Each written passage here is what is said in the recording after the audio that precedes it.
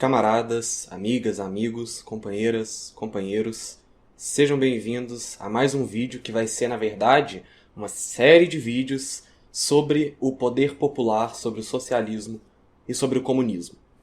Por que a gente vai fazer esse vídeo? Para começar a explicar um pouco o intuito de fazer esses vídeos, né? E por que dividir eles em tantas coisas diferentes, né? Vocês vão ver que na verdade, eu vou tratar de poder popular, de socialismo e de comunismo no último vídeo, e antes disso a gente vai fazer uma trilha aí pela noção de Estado, pela noção de poder popular, pela noção marxista, pela noção de Lenin. A gente vai falar um pouco do Estado em Stalin, do Estado em Mao, vai falar um pouco de Trotsky também, e por que a gente vai fazer tudo isso até chegar no poder popular e no socialismo e no comunismo.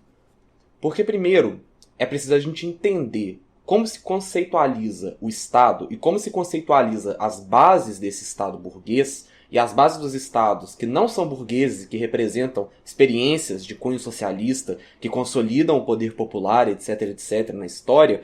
Primeiro a gente precisa entender isso de maneira abstrata, né? Entender isso na teoria, entender isso nas experiências, para depois a gente aplicar esse entendimento dentro da concepção de poder popular, de socialismo, de comunismo, porque senão a gente vai tirar a informação de uma base, a gente vai tirar as coisas da nossa cabeça, a gente vai inventar conceitos, a gente vai atribuir denominações epistemológicas a conceitos que, tipo assim, não fazem o menor sentido, que a gente vai tirar da nossa cabeça e vai definir como verdade, sendo que a realidade se mostra diferente disso.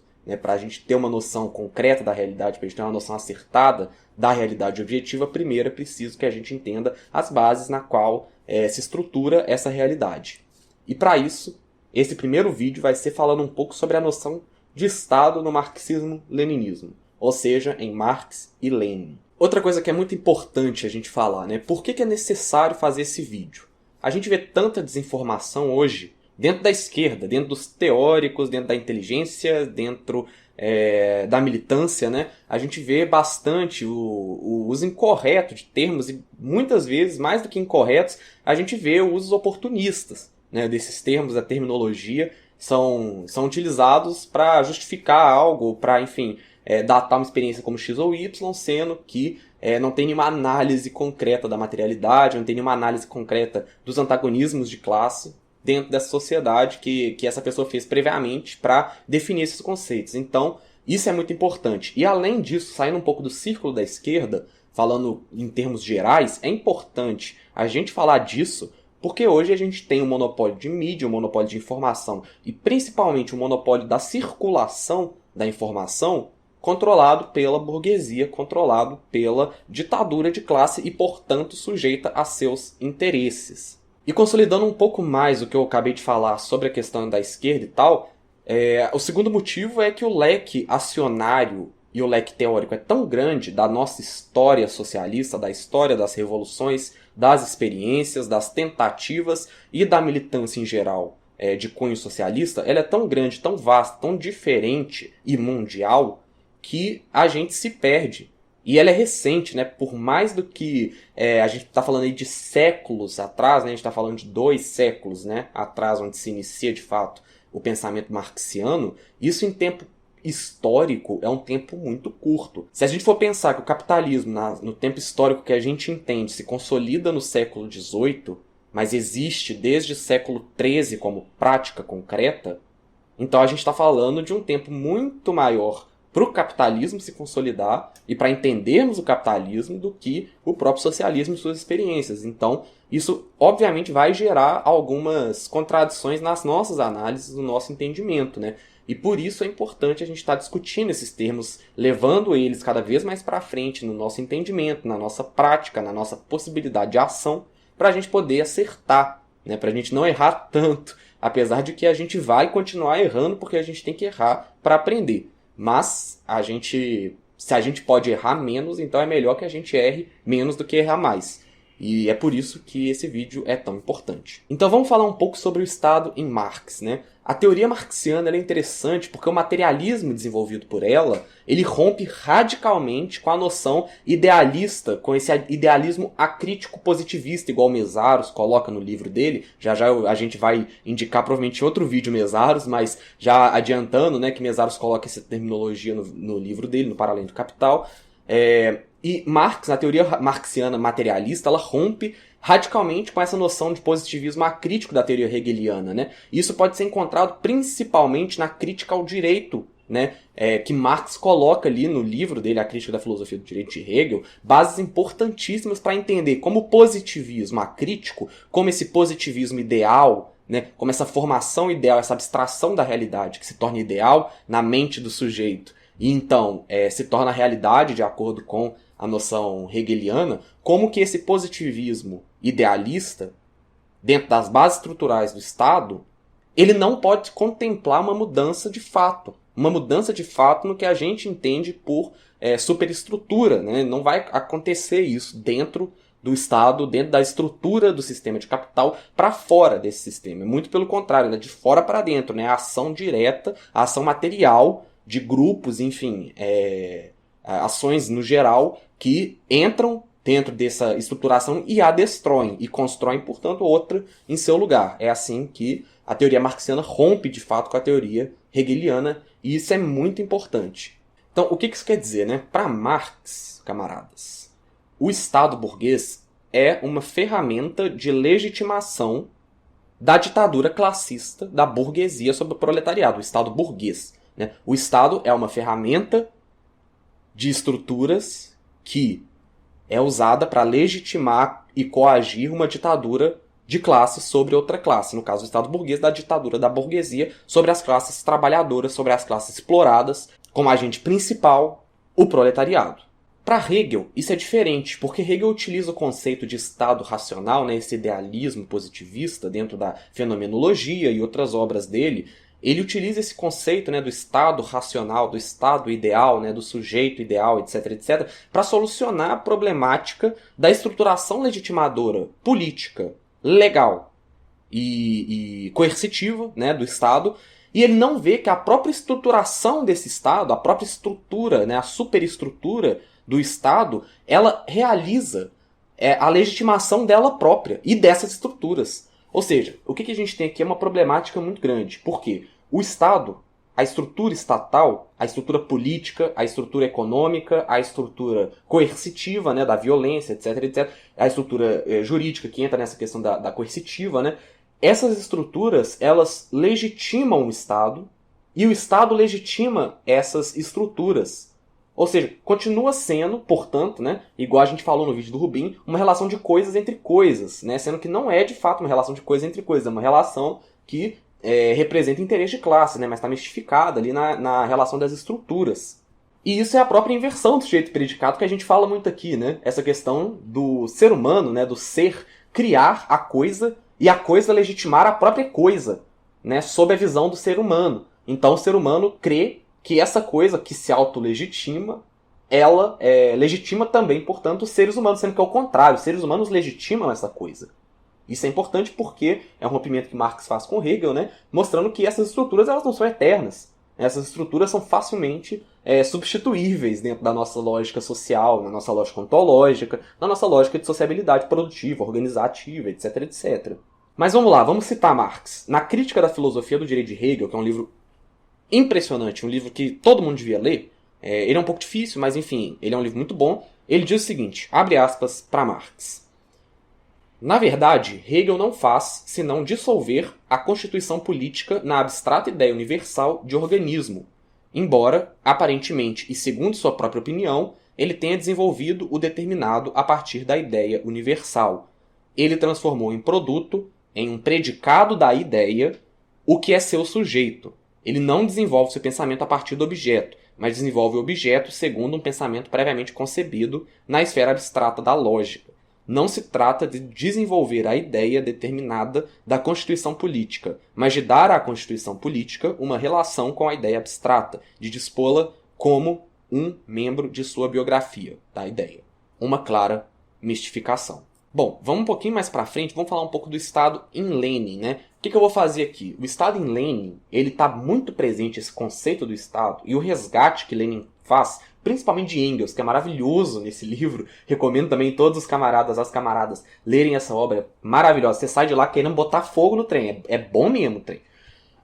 Esse livro, ele no primeiro capítulo, ele tem 4 subdivisões, pelo menos o da Boitempo, que é o que eu tenho, e eu vou citar as 4 resumos que ele coloca ali bem no final dos pontos, e a gente vai ler essa citação e aí a gente discute sobre elas, ok? Eu acho que fica melhor, assim, acho que fica mais fácil, né? A gente está fazendo quase uma análise imanente ali de Lenin, né? Num pequeno recorte, mas eu acho que fica mais interessante de entender assim, porque aí vocês vão ver a citação direta, né? Eu acho que sempre é bom colocar a citação direta. Então vamos lá. Nesse livro Estado e Revolução, a primeira parte que eu vou citar é a seguinte, abre aspas, para Lenin. Segundo Marx, o Estado não poderia surgir nem se manter caso a conciliação de classes fosse possível.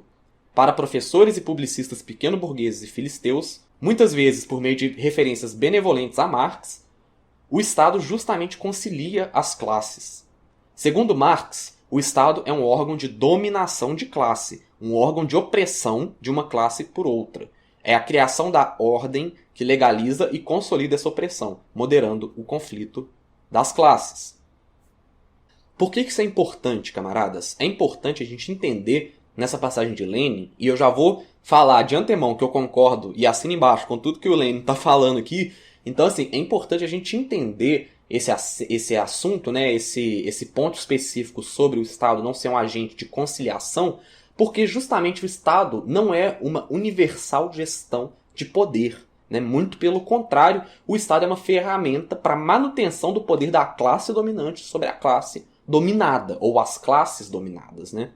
E um dos pontos muito importantes é a coerção. Né? O Estado é usado como ferramenta de legitimação pelo consenso e de coerção, quando não há consenso, para garantir esse tipo de exploração, no caso do Estado burguês, esse tipo de exploração do mais-valor e do trabalho, que é tirado do proletariado durante a jornada de trabalho e a própria valorização do capital que ocorre no processo produtivo e no processo de troca, isso tudo é consolidado e legitimado pelo Estado por base do consenso ou por base da coerção. É para isso que serve a ferramenta do Estado. O Estado é uma ferramenta de manutenção do poder de uma classe sobre outras classes, ou de uma classe sobre outra classe. E aí a gente entra nessa questão do monopólio da força, né, que é a questão da coerção, e Lenin diz o seguinte, abre aspas para Lenin. Ela, e quando ele fala ela, ele está se referindo à organização dos cidadãos armados espontaneamente para a defesa do Estado, uma concepção liberal de defesa do Estado, né, é impossível porque a sociedade da civilização está cindida em classes hostis, e além disso, irreconciliavelmente hostis, cujo armamento espontâneo conduziria a uma luta armada entre elas. Forma-se o Estado, cria-se uma força especial, destacamentos especiais de pessoas armadas, e cada revolução mostra-nos a luta de classes nua, em primeira mão, como a classe dominante se esforça por reconstruir os destacamentos especiais de pessoas armadas que a servem, como a classe oprimida se esforça por criar uma nova organização deste gênero, capaz de servir não aos exploradores, mas aos explorados. Então vamos lá, como a gente já falou aqui, é importante a gente continuar ressaltando, né, que Lenin está correto, obviamente ele está correto na afirmação, nas afirmações, em muitas afirmações na verdade, mas ele, especialmente nessa, ele está correto porque o Estado de fato é uma forma de legitimação de uma ditadura sobre outra ditadura de classes, que segue interesses antagônicos, né, por isso a tal da luta de classes. E além disso, o Estado tem o monopólio da força, né, o monopólio da coerção. Não só a força que eu estou falando, é a violência física, né? Apesar dele também ter esse monopólio com as forças armadas, com os destacamentos armados, com a polícia, mas a força da coerção, a força jurídica, a força legal, né? A força política. Tudo isso são aspectos de coerção, né? A própria sanção, a ideia da sanção da força jurídica é uma coerção, né? A sanção ela não é punitivista. Tecnicamente, obviamente a gente tem um sistema punitivista, né? Mas dentro da lógica ideal do direito, uma sanção não é punitivista, né? Uma sanção ela é uma ferramenta de coerção. E esse monopólio, ele traz consigo essa ferramenta de coerção que muitas vezes é feita pelo consenso. Né? O que é o consenso? O consenso é quando não há reação, né? Quando a passividade ganha da ação. E aí, você não precisa utilizar abertamente da violência. Mas o uso indireto está lá, pela coerção legal, pela coerção política, etc, etc. Vamos lá. A terceira parte, ele diz o seguinte, abre aspas para Lenin. A onipotência da riqueza funciona, portanto, melhor em uma república democrática, uma vez que não depende de determinados defeitos do mecanismo político, do mal invólucro político do capitalismo. A república democrática é o melhor invólucro político possível para o capitalismo. Por isso, o capital, tendo se apoderado por meio dos Pautinski, dos Chernov, dos Tsereteli e Cia, desse melhor invólucro. Fundamenta seu poder de modo tão sólido, tão seguro, que nenhuma substituição na política democrática burguesa, nem de pessoas, nem de instituições, tampouco de partidos, abala esse poder. Ou, essa citação de Lenin estaria perfeita se ele tirasse esse parênteses com os nomes russos difíceis de falar e se ele substituísse a riqueza, né, essa parada da riqueza por do capital. Ficaria perfeito, ficaria assim, atemporal quase para falar muito bem do Estado burguês. E por que isso? Né? Porque a estruturação do Estado burguês ela não se abala por mudanças internas. A gente já falou isso, já está lá em Marx, né? Mas enfim, Lenin retoma. Essa instituição do Estado, essas estruturas do Estado, elas não são abaladas por movimentações internas. Né? Uma movimentação interna, ela não muda o fato de que o Estado legitima e proporciona, ou seja, dá continuidade à base estrutural produtiva, à base estrutural distributiva e à base estrutural ontológica do capitalismo, do capital, da lógica de capital ou de qualquer coisa que a ditadura classista defenda, que esteja no poder defenda. Né? Mudanças internas não vão fazer com que essa estrutura rua, com que essa estrutura se destrua, ou seja destruída, mais especificadamente. Né? E vejam bem, camaradas, isso não quer dizer que a burguesia e os agentes da burguesia, que as classes dominantes que exercem sua ditadura por meio do Estado, legitimadas por ele, e legitimam ele também, né? Não quer dizer que essa burguesia, que as classes dominantes, não levantem um estandarte antidemocrático quando ele venha a calhar. Quando ele seja a solução ativa para a crise de autoridade, como está em Gramsci, para a crise de autoridade que é desenvolvida por ela. Isso não quer dizer isso. Muitas vezes, muito mais vezes do que a gente acredita ser muitas vezes na história, a burguesia levantou e levantará estandartes antidemocráticos para suprimir a violenta quebra das suas estruturas. E eu vou dar um exemplo. Winston Churchill, o bastião da democracia liberal, né? O que combateu o nazifascismo, o responsável pela queda da Sicília, o responsável pelo dia D, né? Tudo isso, né? Churchill, ele diz o seguinte numa carta que ele enviou para sua esposa em 1927, logo depois de voltar da Itália, comandada pelo PNF de Mussolini. Abre aspas. Este país dá a impressão de disciplina, ordem, boa vontade, rostos sorridentes. Uma escola feliz e rígida. Os fascistas têm impressionado com sua maneira impressionante em todo lugar. Pois é, camaradas. É isso que o guardião da democracia liberal burguesa fala sobre o fascismo. Quando o fascismo não está contra você, ele é seu aliado. Quando o fascismo está contra você, ele é seu inimigo. Aí é fácil. Vamos partir então para a quarta colocação de Lenin. E última. Essa é um pouco maior, então peço um pouco mais de atenção. Vamos lá. Abre aspas para Lenin. Logo no início desse raciocínio, Engels diz que, ao assumir o poder do Estado, o próprio proletariado extingue o Estado enquanto Estado. Pensar no que isso significa não é costume. Geralmente isso é ignorado completamente ou considerado algo como uma fraqueza hegeliana de Engels. Engels fala aqui da extinção do Estado da burguesia pela Revolução Proletária. ao passo que as palavras sobre o definhamento se referem aos resíduos do Estado proletário depois da Revolução Socialista. O Estado burguês, segundo Engels, não definha, mas é extinto pela Revolução do Proletariado. Segundo, o Estado é um poder repressor específico, e daí resulta que o poder repressor específico da burguesia contra o proletariado, de um punhado de ricos contra milhões ou bilhões de trabalhadores, deve ser substituído por um poder repressor específico do proletariado contra a burguesia, ditadura do proletariado. Terceiro, o Estado burguês só pode ser extinto pela revolução. O Estado em geral, isto é, a democracia mais completa, pode apenas definhar. Bom, o que Lenin está querendo dizer aqui? O que Lenin está fazendo? Que resgate é esse que Lenin está fazendo? Lenin está resgatando a noção de Engels sobre a ditadura do proletariado e a força da violência na história. Ele resgata isso para discutir com os oportunistas e com os reformistas da Segunda Internacional. E mais do que isso, ele também discute a questão do definhamento do Estado e do socialismo com os teóricos anarquistas, né? E por isso ele faz esse resgate também da questão do Estado. Nesse ponto, eu não preciso nem dizer que Lenin também concorda com a teoria marxiana de que não há uma mudança estrutural interna que vá fazer com que o Estado burguês seja destruído, né? Mas mais do que isso, o que ele coloca nessas passagens, né, e na teoria leninista como um todo, é que é muito clara a noção de que a Revolução Socialista deve caminhar para o definhamento do Estado. Isso é claro na teoria leninista. Pode falar outra coisa.